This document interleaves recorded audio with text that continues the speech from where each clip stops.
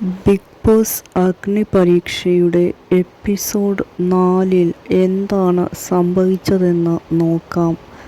ഇന്ന് 4 പേരാണ് എലിമിനേറ്റ് ആയിപ്പോയത്.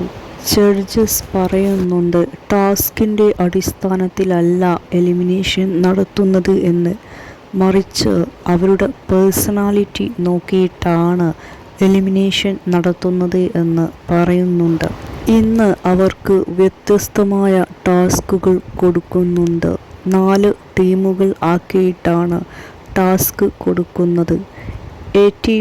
ഏറ്റവും വീക്കായിട്ട് പെർഫോം ചെയ്ത ടീമിൽ നിന്നാണ് എലിമിനേഷൻ നടത്തുന്നത്. അനഘ, അമൽ, അസിയ, പൂജ എന്നിവരാണ് ഇന്ന് എലിമിനേഷനിൽ വന്നത്. ഇവർ പുറത്താവാനുള്ള കാരണം അവരുടെ പേഴ്സണാലിറ്റി അധികം എക്സ്പോസ്ഡ് ആയിട്ടില്ല എന്നതുകൊണ്ടു തന്നെയാണ്.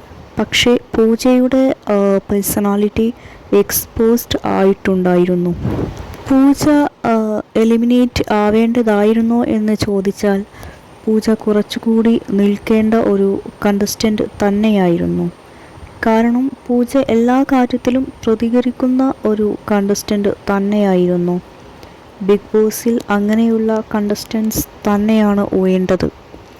പക്ഷേ അഗ്രസീവായിട്ട് പൂജ പ്രതികരിക്കുന്നുണ്ടായിരുന്നു. രഞ്ജിനി പറയുന്നുണ്ടായിരുന്നു ഇത്ര അഗ്രസീവ് ആവേണ്ട കാര്യമില്ല എന്ന്.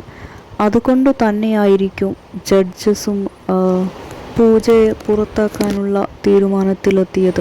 3-4 ദിവസത്തെ അവരുടെ പ്രകടനത്തിൻ്റെ അടിസ്ഥാനത്തിലാണ് അവരെ പുറത്താക്കുന്നത്. എല്ലാ ദിവസവും കുറച്ചുപേർ പുറത്താവുന്നതായിരിക്കും. കാരണം 40 പേരെ എന്തായാലും ബിഗ് ബോസിലേക്ക് കൊണ്ടുപോകാൻ പറ്റില്ലല്ലോ. 5-6 പേരെ മാത്രമായിരിക്കും സെലക്ട് ചെയ്യുക.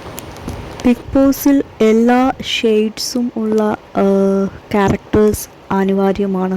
എങ്കിൽ മാത്രമേ അവിടെ കണ്ടന്റ് ഉണ്ടാവുകയുള്ളൂ. അതുകൊണ്ടു തന്നെ പൂജ ഒരു ബിഗ് ബോസ് മെറ്റീരിയൽ ആയിരുന്നു. പക്ഷേ പൂജയെ എവിക്റ്റ് ആക്കി. എന്തുകൊണ്ടാണ് പൂജയെ എവിക്റ്റ് ആക്കിയത് എന്ന് മനസ്സിലാവുന്നില്ല. ചിലപ്പോൾ ബിഗ് ബോസിൻ്റെ അണിയറ പ്രവർത്തകർക്ക് പൂജയെപ്പോലെ ഒരു കണ്ടസ്റ്റൻറ്റിനെ ഈയൊരു സീസണിൽ ആവശ്യമില്ലായിരിക്കാം. ഈയൊരു സീസണിൽ അവർ ഉദ്ദേശിച്ച തീം മറ്റെന്തെങ്കിലും ആയിരിക്കാം. അവർ നോക്കുന്ന ക്രൈറ്റീരിയയോട് പൂജയുടെ ക്യാരക്ടർ അല്ലെങ്കിൽ പേഴ്സണാലിറ്റി യോജിക്കുന്നുണ്ടാവില്ല. അതുകൊണ്ട് തന്നെയായിരിക്കും പൂജ ഔട്ട് ആയത്. ഇത് ജഡ്ജസിൻ്റെ തീരുമാനം മാത്രമായിരിക്കില്ല, ബിഗ് ബോസിൻ്റെ അണിയറ പ്രവർത്തകരുടെ തീരുമാനം ആയിരിക്കും. ബിഗ് ബോസ് അഗ്നിപരീക്ഷ എന്നത് ഒറിജിനൽ ബിഗ് ബോസ് അല്ല. ബിഗ് ബോസിലേക്ക് തിരഞ്ഞെടുക്കുന്ന ഒരു ഷോയാണ്. അതുകൊണ്ട് ബിഗ് ബോസിൽ പെർഫോം ചെയ്യുന്നത് പോലെ ഈ ഒരു ഷോയിൽ പെർഫോം ചെയ്യേണ്ട ആവശ്യമില്ല. പക്ഷേ ഈ ഒരു ഷോയിൽ ടാസ്കുകൾ കൊടുക്കുന്നുണ്ട് കണ്ടസ്റ്റൻസിന്. അത് എന്തിനാണെന്നാണ് മനസ്സിലാവാത്തത്. ടാസ്കിൻ്റെ അടിസ്ഥാനത്തിലല്ല എലിമിനേഷൻ ആ ഒരു പ്രോസസ്സ് ചെയ്യുന്നത്. അവർക്ക് ടാസ്ക് കളിക്കാൻ അറിയുമോ, അല്ലെങ്കിൽ എങ്ങനെയാണ് അവർ ടാസ്ക് കളിക്കുന്നത് എന്ന് നോക്കാൻ വേണ്ടിയിട്ടായിരിക്കും അവർക്ക് ടാസ്ക് കൊടുക്കുന്നത്.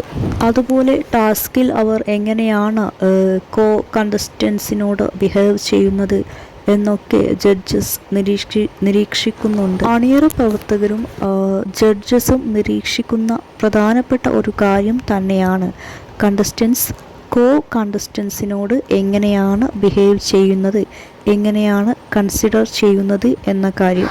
പേഴ്സണാലിറ്റിയുടെ പല ഷെയ്ഡ്സും അവർ നോക്കുന്നുണ്ട്. എല്ലാ ഷെയ്ഡ്സും അവിടെ കാണിക്കാൻ വേണ്ടിയിട്ട് പറ്റുന്ന മത്സരാർത്ഥികളാണ് മുമ്പോട്ട് പോവുക. ഇതിൽ നിന്ന് 5-6 പേർ മാത്രമായിരിക്കും തിരഞ്ഞെടുക്കപ്പെടുക ബിഗ് ബോസിലേക്ക് പോകുവാൻ വേണ്ടിയിട്ട്.